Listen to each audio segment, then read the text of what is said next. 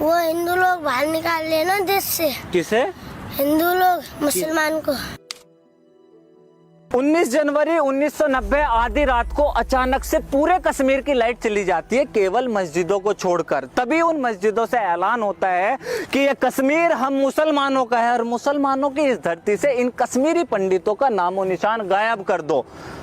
ठीक 2 दिन बाद पूरे कश्मीर से केवल 2 आवाजें आती हैं, गोलियों की, दूसरा बच्ची और औरतों की चीखों की। मुझे बहुत बुरा लगा जब मैंने आसिफा की कहानी सुनी थी। मुझे नींद नहीं आई, मैं पूरी रात ये सोचता रहा कि अपने इस गुस्से को अपने शब्दों में कैसे उतारूं। सुबह लोग सोकर नहीं उठे थे और 5 बजे सड़क पर मैं उस बच्ची के इंसाफ की वीडियो बना रहा था, लेकिन मुझे समझ नहीं आया कि पूरे कश्मीर में उन लाखों हिंदू कश्मीरी पंडितों की जो चीखें थी वो इस सेकुलर भारत को क्यों नहीं सुनाई थी। जिस तरह बाबरी मस्जिद को गिराया गया करोड़ों हिंदू की तरह, मुझे भी वो तरीका सही नहीं लगा। लेकिन जब कश्मीर में हजारों मंदिरों को तोड़कर उनकी दीवारों पे ये लिख दिया गया कि यहाँ एक बार पेशाब जरूर करें, हजारों मंदिरों पर सेकुलर भारत में सेकुलर सरकार के सामने किसी को कोई फर्क नहीं पड़ा। सरकारें नाम बदल रही थी और हम सरकार को गाली दे रहे थे। जब ताजमहल की बात हुई तो समझ नहीं आया क्या चाहते, लेकिन भाई साहब यकीन करना भारी हो गया जब देश के 2500 गांवों का नाम बदलकर उन्हें एक इस्लामिक नाम दिया गया। उस ताजमहल के लिए लड़ रहा था जिसे बनाने के बाद कटने वाले 20,000 हाथ हिंदुओं के थे। उस औरंगजेब ने जिसे हिंदू और सिखों के खून के नदी बहा दी, किसी को क्यों फर्क नहीं पड़ा जब आजाद भारत की रोडों का नाम एक ऐसे इंसान के नाम पर रखा गया। भगवान कसम, ये आज नागरिकता कानून आया तो पता चला ये भारत सेकुलर देश है। मैं भूल गया था कि बंटवारे के टाइम 1947 में तो संविधान था ही नहीं।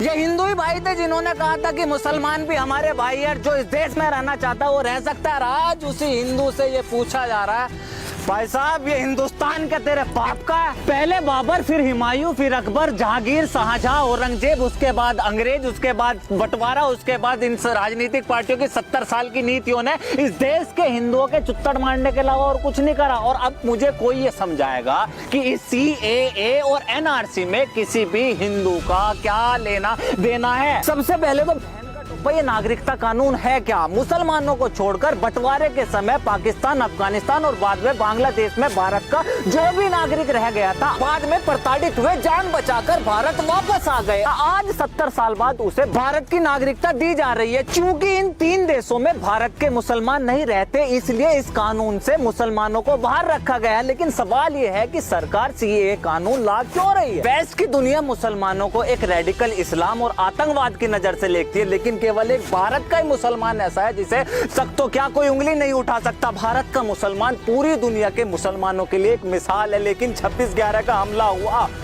और सारी कहानी बदल गई। 26/11 के हमले में लेकिन भारत का नहीं, पुलवामा के हमले में था लेकिन भारत का नहीं, उरी और पठानकोट के हमले में मुसलमान था लेकिन भारत का नहीं। ऐसे बहुत से दंगे थे जिसमें हिंदू का नाम था लेकिन वो हिंदुस्तानी नहीं था। फिर कौन है ये लोग जो भारत में रहकर यहाँ के मुसलमानों को बदनाम कर रहे हैं? कौन है ये लोग जो हिंदू नाम रखकर हिंदुस्तानी न होकर फिर भी यहाँ दंगे मचा रहे हैं? ऐसे ही लोगों के लिए ये सरकार NRC ला रही है। जो भी भारत का नागरिक है, खास करके मुसलमान भाई जिसे इन जिन्ना और नेहरू की औलादों ने डराया हुआ है, आपको किसी को भी NRC से डरने की जरूरत नहीं है। इन कांग्रेसी और ओवैसी जैसे लोगों ने एक बात कह दी कि सरकार आपसे डॉक्यूमेंट मांगेगी जो आपके पास नहीं है और ये आपको देश से बाहर निकाल देंगे। इतना सुनते ही आप लोग सड़कों पर उतर आए। इस देश के एक भी मुसलमान लिबरल सेकुलर ने इस विपक्ष से ये नहीं पूछा कि ऐसा वो कौन सा डॉक्यूमेंट है जो हिंदुओं के पास और आप मुसलमानों के नहीं है, क्योंकि NRC तो हिंदुओं पर भी लागू होगा। 70 साल तक इस सरकार ने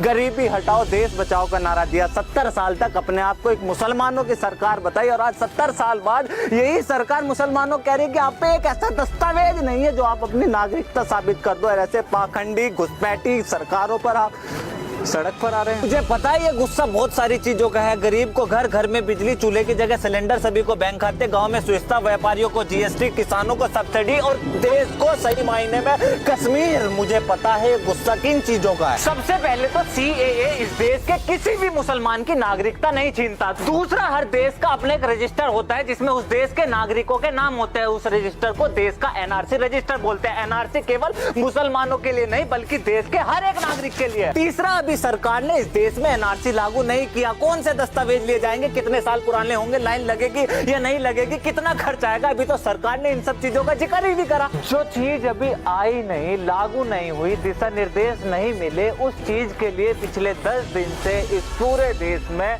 हंगामा हो रहा है। और वजह, हिंदू राष्ट्र बना रहे हैं, मुसलमान को बाहर निकाल रहे हैं। निकलेगा, भारत में आया हुआ हर एक घुसपैठी निकलेगा। अगर कोई भारतीय लाइन में लगा तो वो इसलिए नहीं कि वो नागरिकता साबित करेगा, बल्कि हमारे बीच चलते फिरते ये भारी आतंकवाद को बाहर निकालने के लिए लाइन में लगेगा। और लाइन में लगने का डर उसे होता है जो तारों के नीचे से आते हैं। मैं वो हिंदू हूँ जिसकी माँ शंख की आवाज पर उठती और अजान पर घर में रोशनी करती है। मैं वही हिंदू हूँ जिसे आप पूछ रहे थे कि हिंदुस्तान क्या तेरे बाप का है। This is Alok Kumar from talk. See you next video. जय हिंद।